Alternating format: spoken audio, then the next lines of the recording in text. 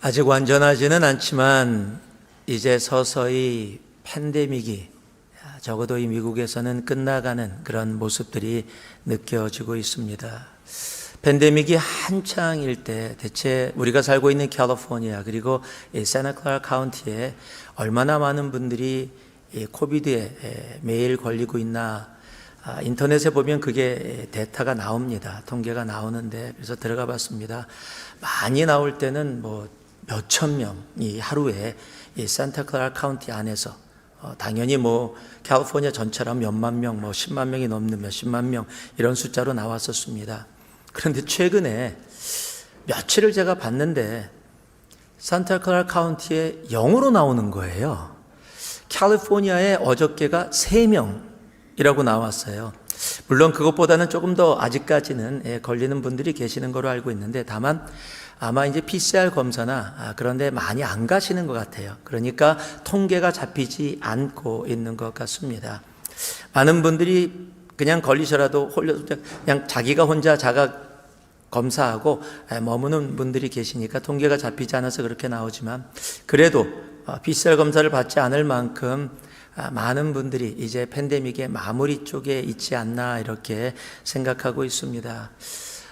팬데믹이 끝나간다라는 사실은 참 감사한 사실인데, 팬데믹이 끝나가면서 나타나는 현상이 하나 있습니다. 아마 여러분들 느끼고 계실 거예요. 평상시보다 트래픽이 좀 많아졌습니다. 그래서 팬데믹 때 참 팬데믹은 나빴지만 좋았던 거는 트래픽이 없었다라는 거예요. 약속한 시간에 트래픽을 생각하지 않고 언제든지 갈 수 있었는데, 이제 팬데믹이 끝나가니까 트래픽들이 조금 많아지기 시작했습니다. 근데 트래픽이 있을 때 우리들이 그 트래픽을 뚫고서 갈 수 있는 길이 하나 있죠. 그것이 뭐냐면은 카풀레인을 타는 겁니다. 또는 패스트트랙을 이용하게 되어지는 거죠. 아마 여러분들도 그런 분들 계시겠지만, 트래픽이 옆에 꽉 있는데 카풀레인 타고 그래도 웬만해서도 쫙 달리면 마음이 상쾌해집니다. 사람들의 좀 마음이 좀 그런 것 같아요. 패스트트랙을 딱 달리면 너무너무 좋아요. 차들은 여기에 이런 마음 가지면 안 되는데, 남들이 누리지 못하는 것을 누릴 수 있는 것, 그것을 우리는 특권이라고 보통 얘기하지요. 그런데 특권에는 언제나 책임이 따르게 되어져 있습니다. 그래서 카풀레인을 타려면 그냥 아무나 탈 수 있는 게 아니라 거기에 적혀 있는 룰대로 2명 또는 3명 이상이 타야 그 카풀레인을 누릴 수가 있게 되어지죠. 패스트트랙도 마찬가지입니다. 그 패스트트랙 머신을 갖고 있어야 되고, 그리고 거기에 합당한 돈을 내야 그 특권을 누리게 되어질 수 있는 겁니다. 특권에는 언제나 책임이 따르게 되어져 있습니다. 오늘 여러분과 함께 나눌 말씀이 바로 그 특권과 책임에 대한 말씀입니다. 성막은 3가지로 나눠져서 되어 있다라고 말씀을 드렸습니다. 뜰이 있고요, 성소가 있고, 그리고 지성소가 있습니다. 뜰에는 여러분이 보시는 지금 영상처럼 문에서 들어가면 바로 번제단이 있고, 그리고 바로 물두멍이 있습니다. 그리고 성소에 들어가면 진설병, 떡상이라고 불려지는 진설병이 있고, 그 앞에 등잔대, 그리고 지성소 앞에 향단이 있습니다. 그리고 지성소에 들어가면 법궤 또는 언약궤, 그리고 그 뚜껑처럼 되어져 있는 속죄소가 그곳에 있습니다. 하나님의 임재를 상징하는 언약궤가 있는 지성소에는 대제사장이 1년에 단 하루만 들어갈 수가 있습니다. 그래서 지속적으로 관리가 되어지지 않았고요. 아니, 관리를 할 수도 없습니다. 그러나 성소에 있는 진설병, 특별히 진설병과 등잔대는 매주 그리고 매일 관리를 해줘야 됐습니다. 손길이 필요했습니다. 매주 안식일마다 새롭게 12개의 진설병 떡을 새롭게 구워서 그곳에 갖다 놨어야 됐고요. 등잔대에 오일을 계속해서 부어서 불이 꺼지지 않도록 해야 되어졌습니다. 즉 성소는요, 매 순간 깨어서 하나님의 명령을 신실하게 준행하는 곳이 바로 성소입니다. 그런데 그 성소에는 아무나 들어갈 수 있는 것이 아니라 오직 제사장들만 들어갈 수 있었습니다. 아무리 잘난 사람들도, 아무리 능력이 있는 사람들도, 어떠한 지위를 가진 사람들도 그곳에 들어갈 수 없고 단지 제사장들만 그곳에 들어갈 수 있었습니다. 이것이 제사장들이 갖고 있었던 특권입니다. 하나님의 성소에 들어갈 수 있는 특권. 그 특권이 있는데 그 특권과 함께 책임이 따르게 되어지는데, 바로 성소에서는 말씀드렸듯이 진설병을 매주 새롭게 해야 되고, 또 등잔대에 오일을 계속 부어서 불이 꺼지지 않도록 하는 책임을 감당해야 했습니다. 즉 특권을 가진 만큼 그 성소에서 감당해야 될 책임이 있었다라는 사실입니다. 그런데 이 시대를 살고 있는 우리들을 향해서 주님께서 이렇게 말씀하십니다. 너희가 바로 그 제사장이다 라고 말씀하고 계십니다. 베드로전서 2장 9절을 보니까요, 그러나 너희는 택하신 족속이요 왕같은 제사장들이요 거룩한 나라요 하나님의 소유된 백성이다. 여러분, 이것은 엄청난 특권입니다. 하나님께서 택하셨어요. 우리를 왕같은 제사장이라고 불러주십니다. 거룩한 나라라고 불러주시고요, 하나님의 소유된 백성이다라고 말씀해 주십니다. 영원히 죽을 수밖에 없었던 우리들을 향해서 하나님은 이제 너희가 왕같은 제사장이다라고 그렇게 불러주고 계십니다. 여러분, 이것이 하나님이 우리에게 주신 놀라운 특권입니다. 그런데 그 특권은 다시 말씀드리지만 언제나 책임이 따르게 되어 있습니다. 그 책임을 이렇게 말씀하십니다. 이는 너희를 어두운 데서 불러내어 그의 기이한 빛에 들어가게 하신 이의 아름다운 덕을 선포하게 하려 하심이라. 우리의 책임은 어두운 데서 우리를 불러내서 그 귀한 놀라운 빛에 들어가게 하신 하나님의 놀라운 아름다운 덕을 세상 가운데 선포하는 것. 그 책임을 제사장인 우리들에게 맡겨주셨다라는 겁니다. 여러분, 성경의 말씀은 우리를 향해서 제사장이 되라라고 이야기하고 있지 않습니다. 제사장이다라고 말씀하고 계시다라는 사실입니다. 우리가 제사장입니다. 우리가 제사장입니다. 자, 한번 따라해 주실래요? 우리가 제사장입니다. 내가 제사장입니다. 옆을 보시면서 당신이 제사장입니다. 그 제사장의 책임이 뭡니까? 하나님의 아름다운 덕을 선포하게 하시는 것입니다. 이 시대의 제사장 된 우리들이 정말 하나님의 아름다운 덕을 선포하며 살아가는 우리 모두가 되기를 주님의 이름으로 축복하고 축복합니다. 오늘 본문은요, 성소에 놓여져 있는 세 가지 진설병, 그리고 등잔대, 그리고 향단 중에서 진설병과 등잔대에 대한 부분을 말씀하고 계십니다. 오늘 성소에 있는 그 등잔대와 그 진설병에 대해서 주시는 말씀을 통해서 제사장으로 살아가는 우리들이 정말 하나님께서 우리에게 주시는 온전한 그 삶을 살아갈 수 있는 은혜가 되어지는 이 한 주가 되어지기를 주님의 이름으로 축복합니다. 하나님 부르신 제사장은 그렇다면 그 특권과 책임을 누리게 하기 위해서 우리가 어떻게 살아가야 하는가? 첫 번째가 한번 따라해 주시기 바랍니다. 하나님 부르신 제사장은 하나님 앞에서 살아가야 합니다. 하나님이 주신 특권을 가지고 하나님이 주신 책임, 사명을 감당하기 위해서 제사장들은 하나님 앞에서 살아가는 존재이어야 합니다. 30절을 보니까요, 상위에 진설병을 두어 항상 내 앞에 있게 할지니라 라고 얘기합니다. 성경은 성막 전체를 예수 그리스도의 그림자다라고 이야기해 주십니다. 우리가 그런 의미에서 본다면 진설병은 첫 번째 의미하는 것이 있습니다. 바로 예수 그리스도를 의미합니다. 요한복음 6장을 보니까요, 예수께서 이르시되 나는 생명의 떡이다 라고 말씀하고 계세요. 요한복음 1장을 보니까요, 말씀이 육신이 되어 우리 가운데 거하셨다라고 이야기합니다. 즉 생명의 떡이신 예수 그리스도가 말씀으로 우리에게 함께하고 계시다라는 사실입니다. 여러분, 그래서 제사장 된 우리들은요, 세상의 떡, 떡을 통해서 살아가는 존재가 아니라 하늘의 떡, 생명의 떡, 하나님의 말씀을 통해서 살아가는 존재인 것입니다. 마태복음 4장에 보면은요, 사탄이 예수님을 와서 시험합니다. 이 돌들을 가지고 떡이 돼서 먹어라 라고 이야기합니다. 그때 주님께서 하신 말씀이 마태복음 4장 4절입니다.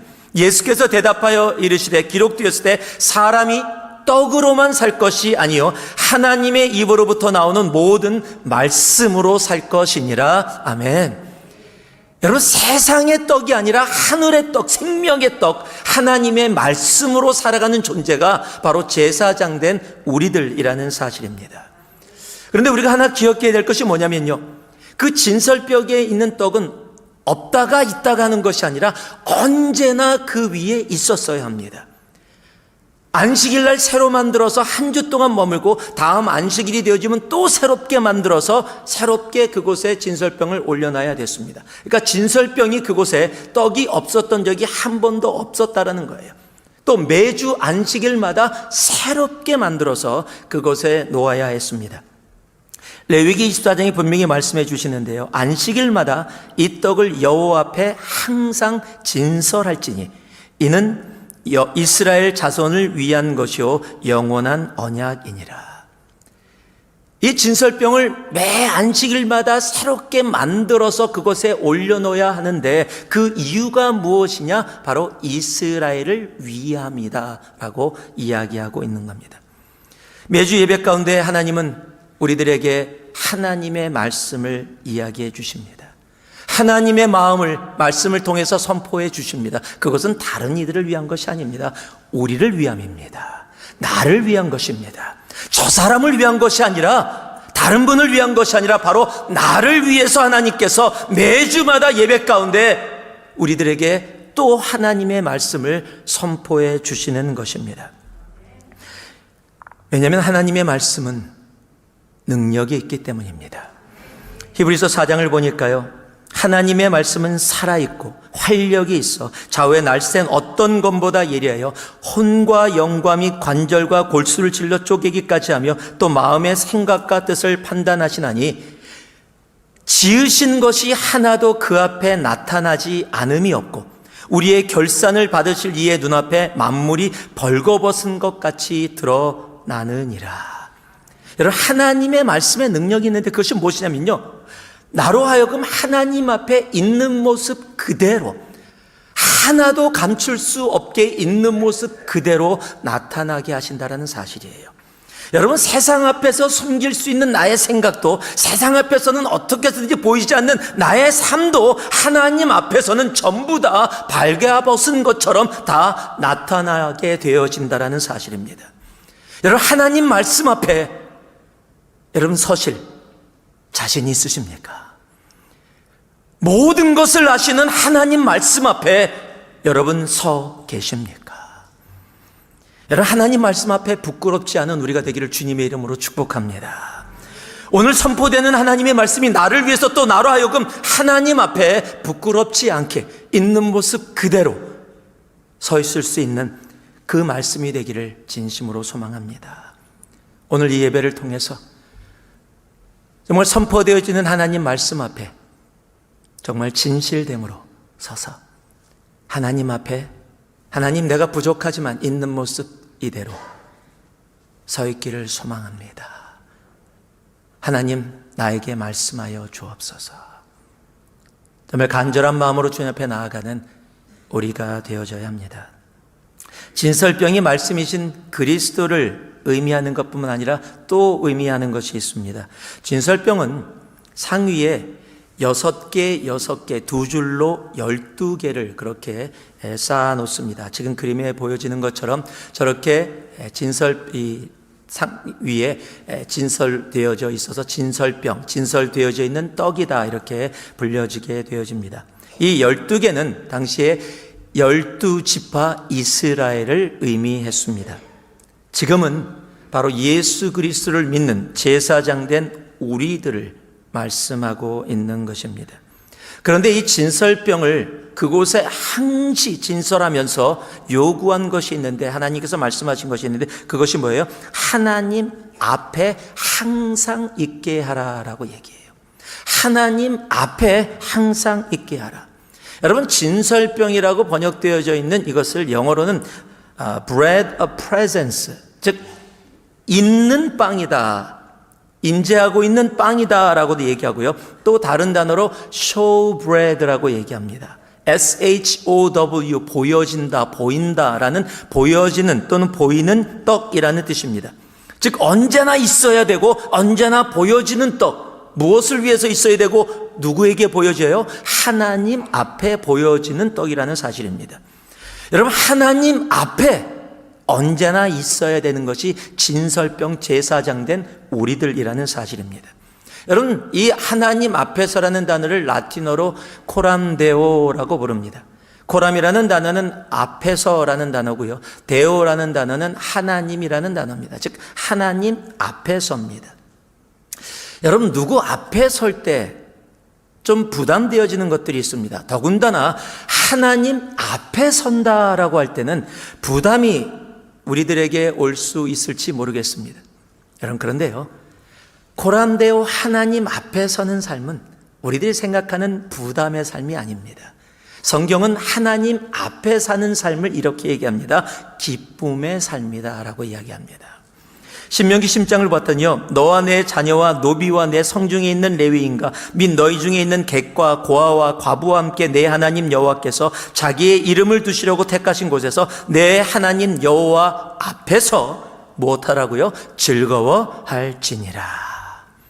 여러분, 하나님 앞에 있는 자리는 즐거운 자리예요. 여러분, 그럼에도 불구하고 하나님 앞에 선다는 것이 부담으로 느껴지고 힘들고 어려울 때가 있습니다. 어느 때예요? 내가 죄를 졌을 때입니다. 내 삶에 잘못이 있을 때예요. 언제나 하나님과 함께 거닐며 기쁨을 누리던 아담과 하와가 하나님으로부터 숨었던 때가 있습니다. 언제예요? 죄를 졌을 때입니다. 불순종의 죄를 졌을 때 그는 하나님으로부터 숨게 되어집니다. 그러나 그렇지 않고요, 아름다운 관계 속에 하나님과 함께 있을 때는 하나님 앞에 있는 것이 기쁨의 삶이 되어집니다. 여러분, 자녀들이 엄마 앞에 있는 게 부담이 아니에요. 여러분, 어린아이들이요, 엄마 아빠 오면 달려갑니다. 아빠 그러고 달려가고요, 엄마 그러고 달려가요.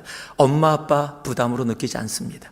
나이가 들어가면서 잘못도 좀 하고 세상 것도 배우고 그러면 부담으로 느낄지 몰라도 순수한 아이는 엄마 아빠 앞에 있는 게 뭐예요? 기쁨이에요. 여러분, 그게 성경이 말씀하는 거예요. 어린아이와 같이 정말 순수한 마음으로 하나님 앞에 기쁨으로 설 수 있는 진정한 코람데오의 삶을 살아가는 여러분, 우리가 되어야 하는 거예요. 하나님 앞에 서는 것이 부담이라면 여러분, 오늘 이 말씀을 통해서 왜 내 삶이 하나님 앞에 서는 것이 부담으로 느껴질까를 고민하고 기도하며 하나님 앞에 나아가 정말 하나님 앞에 기쁨으로 서는 여러분, 우리가 되어지기를 주님의 이름으로 축복하고 축복합니다. 여러분, 코람데오의 삶이 기쁨이라는 것을 정말 삶 가운데서 보여주고 우리에게 알려준 사람이 있습니다. 바로 다윗입니다.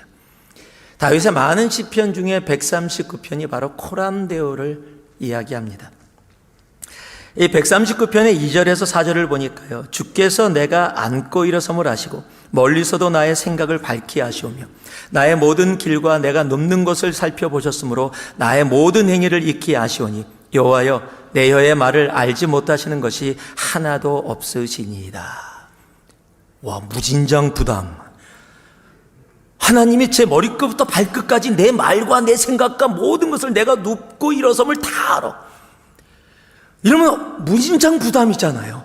정말로 힘들잖아요. 이렇게 느껴지는 것을 이야기하는데 다윗은 이것을 너무 담담히 고백을 해요.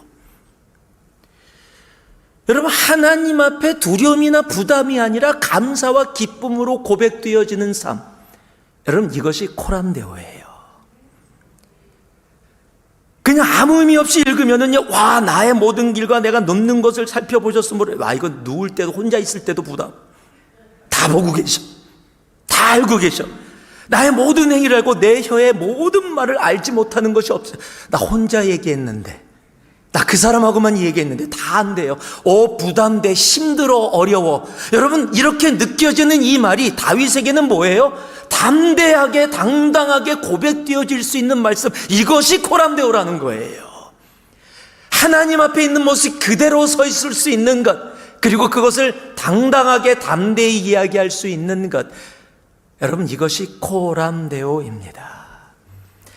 그래서 다윗은요, 동일한 139편 7절에 이렇게 고백합니다. 내가 주의 영을 떠나 어디로 가며 주의 앞에서 어디로 피하리까. 이것도 그냥 말씀 읽으면요, 주님, 갈 데가 없어요.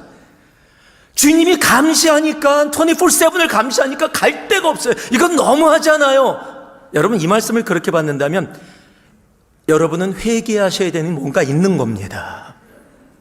다윗의 이 고백은요, 뭐예요? 내가 주님 앞에서 결코 떠나지 않겠습니다라는 고백이에요. 내가 어디로 갈까요? 아니요, 갈 데 없어요. 사랑하는 사람, 나는 너밖에 없어.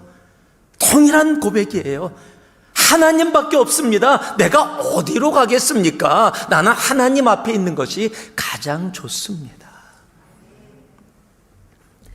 그리고 동일한 139편 13절 14절에 그래서 이렇게 그 이유를 설명합니다. 주께서 내 내장을 지으시며 나의 모태에서 나를 만드셨나이다. 내가 주께 감사하오며 나를 지으심이 심히 기묘함이라. 주께서 하시는 일이 기이함을 내 영혼이 잘 아나이다. 한국말에는 안 적혀 있는데요, 원래 여기 히브리어 키라는 단어가 빠져 있습니다. 이 키라는 단어가 영어에는 번역이 되어 있어요. for이라고 번역되어 있습니다. 즉 한국말로도 다 번역해야 되면 이렇게 해야 돼요. 13절 첫 번째를 왜냐하면 이라고 얘기해야 돼요.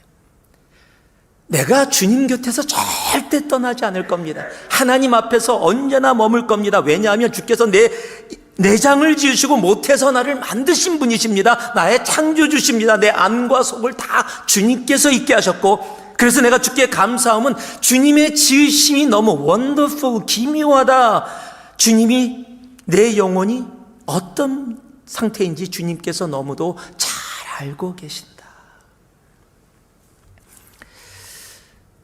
그래서 온전한 고백으로 이렇게 고백하는 겁니다. 17절입니다. 하나님이여, 주의 생각이 내게 어찌 그리 보배로우신지요. 그 수가 어찌 그리 많은지요. 주님의 그 생각이, 나를 향한 생각이 너무 아름답습니다. 보배롭습니다. 그리고 그것이 한 번, 두 번이 아니라 수없이 많습니다. 여러분, 우리도 다윗처럼 이런 코람데오의 고백이 우리의 삶 가운데 차고 넘치기를 예수 그리스도의 이름으로 축복합니다. 여러분, 코람데오의 고백, 정말 온전한 코람데오의 고백으로 나아갈 때 여러분, 정말 그것이 하나님이 기뻐하시는 우리 제사장 된 우리들의 삶이라는 겁니다. 여러분, 코람데오의 삶 가운데 반대되는 삶이 하나 있습니다. 코람 호미니부스라는 겁니다. 코람이 앞에라고 얘기했으면요, 데오는 하나님이라고 얘기했습니다. 코람이 앞이면 호미니부스는 사람입니다. 코람 호미니부스, 발음도 힘듭니다. 사람들 앞에서 살아가는 사람들이 있습니다. 성경은 그렇게 사람들 앞에서 살아가는 사람들을 향해서 이렇게 얘기합니다. 눈가림의 삶이다 라고 이야기합니다. 에베소서 6장 6절과 7절을 보니까요, 눈가림만 하여 사람을 기쁘게 하는 자처럼 하지 말고 그리스도의 종들처럼 마음으로 하나님의 뜻을 행하고 기쁜 마음으로 섬기기를 주께 하듯 하고 사람들에게 하듯 하지 말라.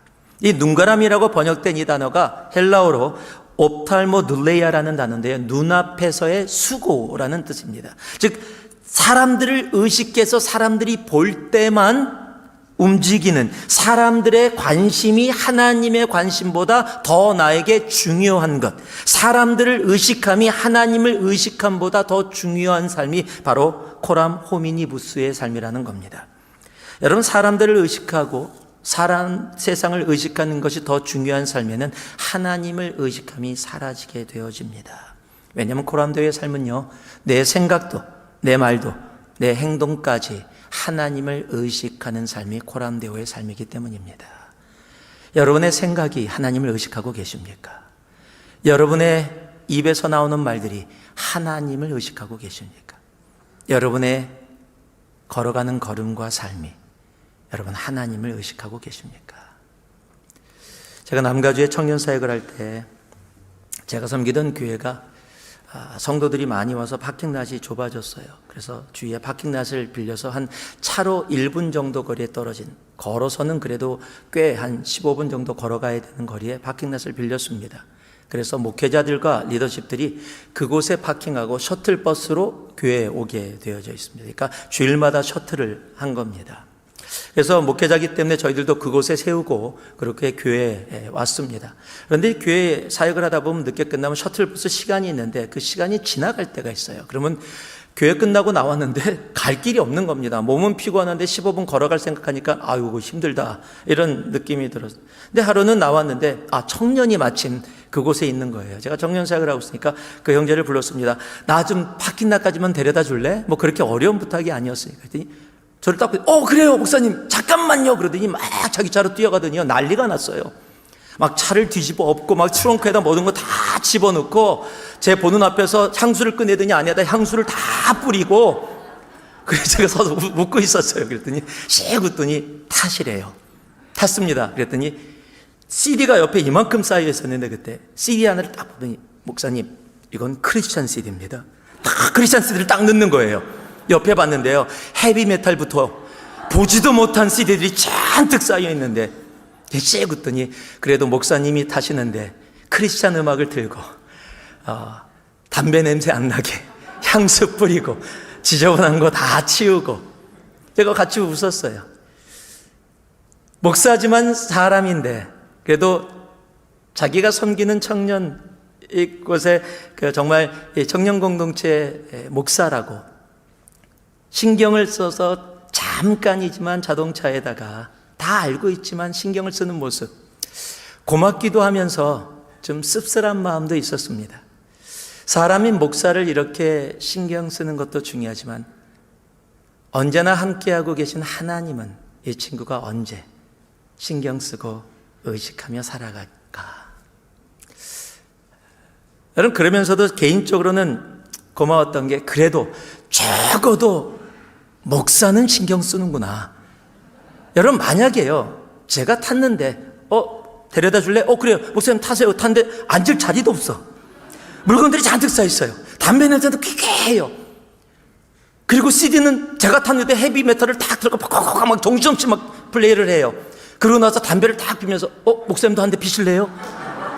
만약에 그런다면 여러분 제 기분 엄청 나쁠 겁니다. 제가 잘난 사람이라서가 아니라 적어도 자기를 영적으로 가리키는 목사인데 목사가 옆에 탔는데 목사를 아예 신경도 안 써. 의식도 안 해. 그냥 친구 탄 것보다도 못하게 생각하고 있다면 여러분 저 기분 굉장히 나쁠 거예요. 야 내가 아무것도 아닌 존재지만 그래도 너를 가리키는 지도자고 목사인데 야 이거는 좀 아니지 않느냐라고 내 가르침이 있었는데 그 가르침 전혀 생각하지 않고 그런 모습을 보인다면 저 기분 분명히 나쁠 겁니다.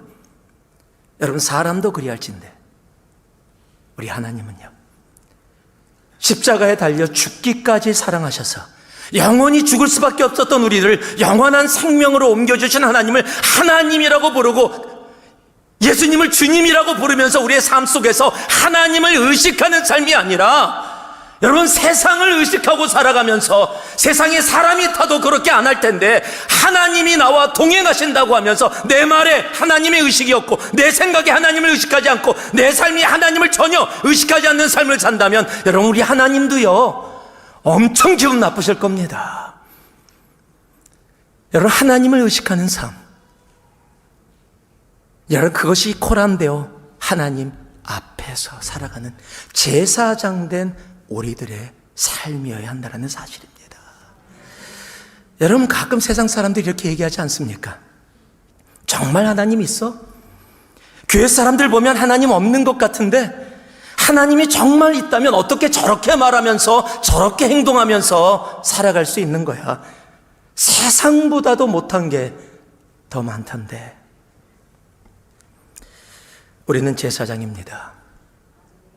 왕 같은 제사장이다라고 분명히 말씀하고 계십니다. 우리는 하나님 앞에 그러므로 서 있어야 합니다.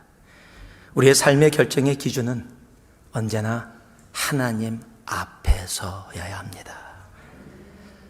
하나님 앞에 서 계십니까? 아니면 사람 앞에 서 계십니까? 코람데오입니까? 코람 호미니부스이십니까?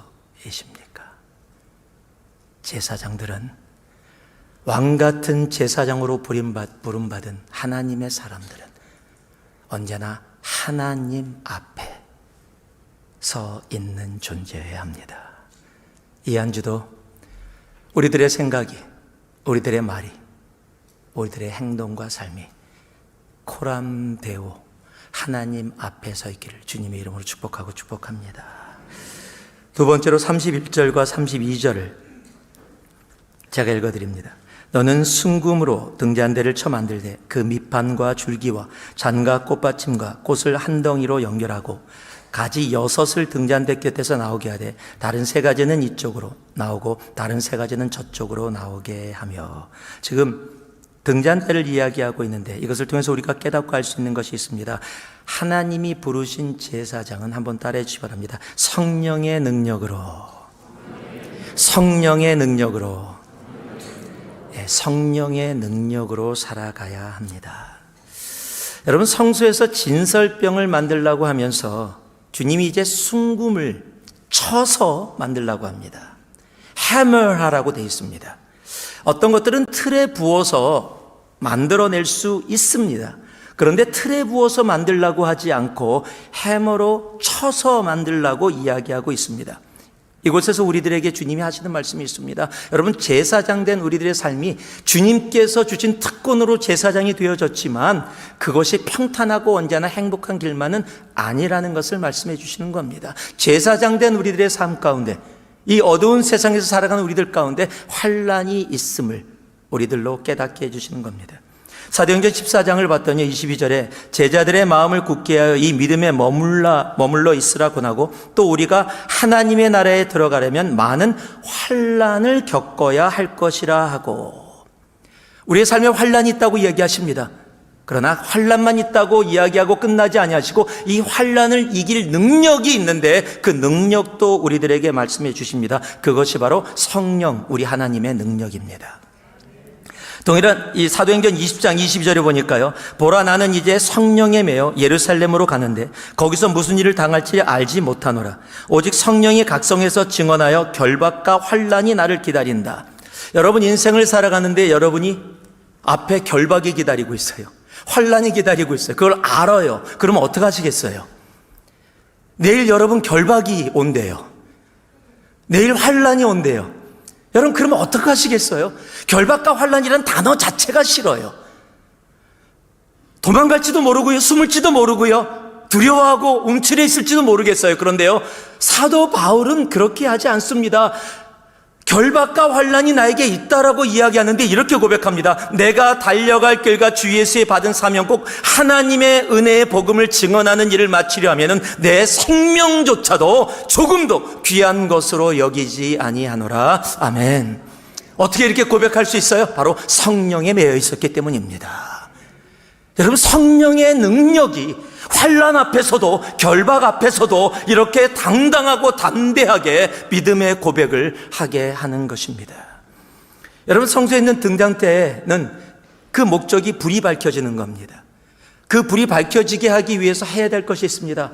그곳에 오일을 집어넣어야 합니다. 감람류 올리브 오일을 집어넣게 되는데 그 올리브 오일을 계속 집어넣어서 불이 꺼지지 않게 하는 것이 제사장들의 책임 중에 하나였습니다. 그것에 부어놓는 기름, 성경은 그것을 우리들에게 성령님임을 계속해서 말씀해 주십니다. 환난이 있는 삶 가운데서도 불을 밝히는 등잔대의 역할을 감당할 수 있도록 우리에게 능력 주시는 이는 다른 것이 아니라는 겁니다. 바로 성령 하나님이시라는 사실입니다. 그래서 제사장 된 우리들은요, 세상의 능력으로 살아가는 존재가 아니라 성령님의 능력으로 살아가는 존재여야 됩니다. 여러분, 세상을 의지하고 세상의 힘으로 살아가는 존재가 아니라 성령 하나님의 능력으로만 살아가는 존재가 바로 제사장 된 우리라는 겁니다.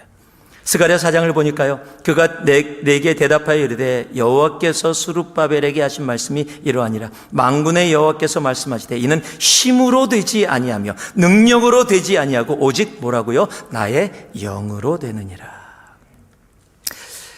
예수님이 떠나신다고 하니까요, 승천하시기 전에 제자들이 두려워했습니다. 걱정했습니다. 우리가 예수님 없이 어떻게 살아갈까? 그때 주님께서 제자들에게 주신 것은 단 하나입니다. 우리가 선교 나갈 때 제일 많이 고트하는 말씀이죠. 사도행전 1장 8절입니다. 오직 성령이 너희에게 임하시면 너희가 무엇을 받는다고요? 권능을 받는다. 여러분, 세상의 힘이 아닙니다.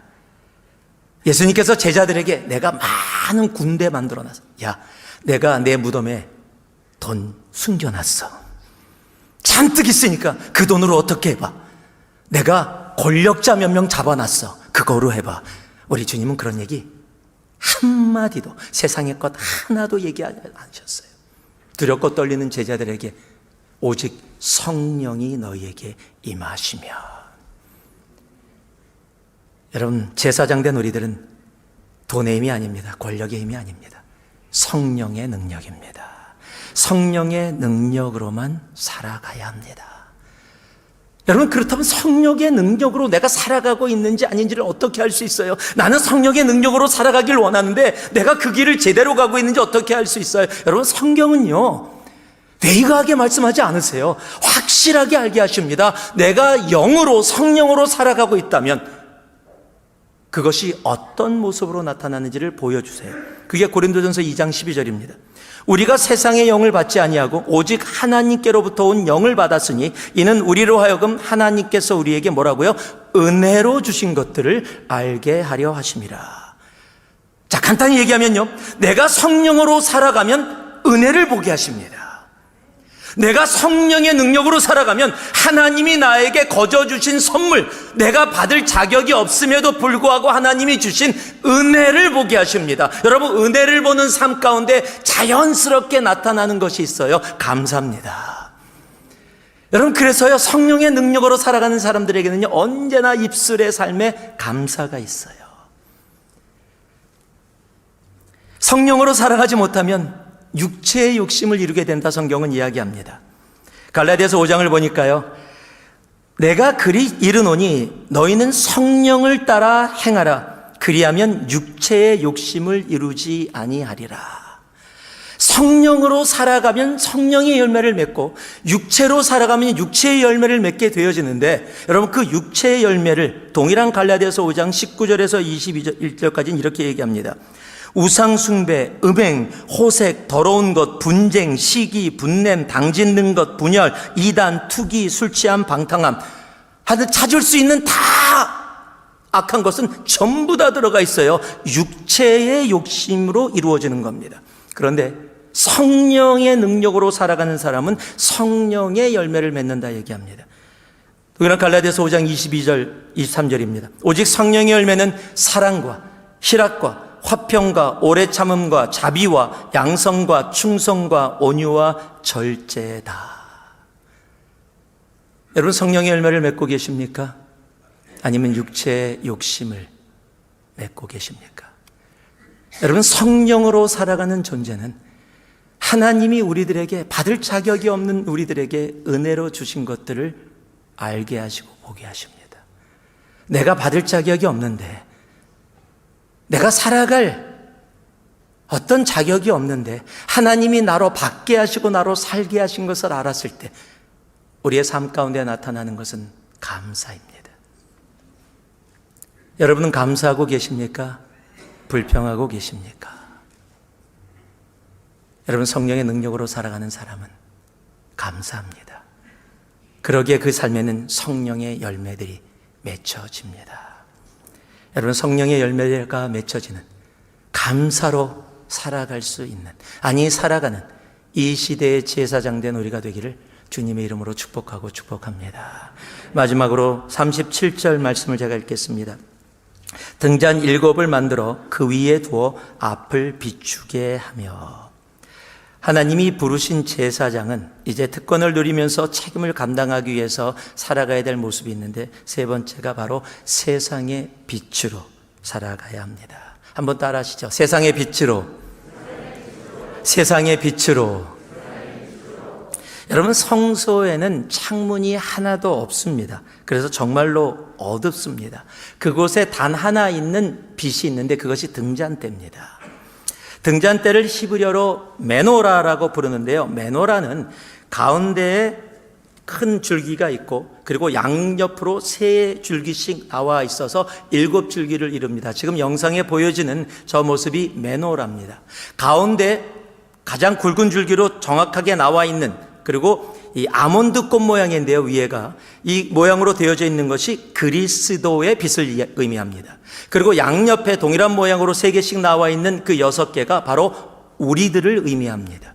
그래서 7개가 연합되어져서 완전한 모습을 갖추고 있는 것입니다. 여러분, 성경은 분명히 그것을 얘기합니다. 요한일서 1장 5절을 보니까 우리가 그에게서 듣고 너에게 전하는 소식이 이것이니 곧 하나님은 빛이시라. 그에게는 어둠이 조금도 없으시느니라 라고 얘기하십니다. 요한복음 8장 12절을 봤더니 예수께서 또 말씀하여 이르시되 나는 세상의 빛이니 나를 따르는 자는 어둠에 다니지 아니하고 생명의 빛을 얻으리라 라고 말씀하고 계세요. 하나님이 빛이시고 예수님이 빛이십니다. 여러분, 빛 대신 하나님이 천지를 창조하시면서 그 입술을 열어서 가장 먼저 세상을 향해서 선포했던 말씀이 뭔지 아십니까? Let there be light. 빛이 있으라. 여러분, 창세기 1장을 보면은요, 창조의 첫 번째가 뭡니까? 하나님이 영이시기 때문에 우리와 같은 입술은 없으시지만 그가 사람처럼 우리들에게 만약에 우리가 생각을 하고 움직인다면 그가 입술을 열어 온 열방에, 온 세상에, 온 우주에 첫 번째 들려지게 하신 하나님의 말씀은 다른 것이 아니었어요. 빛이 있으라라는 말씀이었단 사실이에요. 여러분, 주님이 이 땅에 오셔서 제자들을 향해서도 동일한 말씀을 하십니다. 마태복음 5장에 보니까요, 너희는 세상의 빛이라 라고 말씀하십니다. 16절에 가니 했더니요, 이같이 너희 빛이 사람 앞에 비치게 하여 그들로 너희 착한 행실을 보고 하늘에 계신 너희 아버지께 영광을 돌리게 하라 말씀하십니다. 동일합니다. 여러분, 내가 빛으로 살아가고 있다면, 빛 대신 주님 앞에서 내가 빛으로 살아가고 있다면 내가 그것을 또한 어떻게 할 수 있을까요? 오늘 그 답을 주고 있죠. 착한 행실, 선한 행실을 사람들이 보게 되어지고 하늘에 계신 하나님께 무엇을 하게 된다? 영광을 돌리게 된다. 내가 빛 대신 예수님을 따르며 빛으로 살아가게 되어지면 내 삶 속에 나타나는 것이 있는데 그것이 바로 하나님께 영광이라는 사실입니다. 여러분, 우리의 삶이 하나님께 영광이 되어주고 있습니까?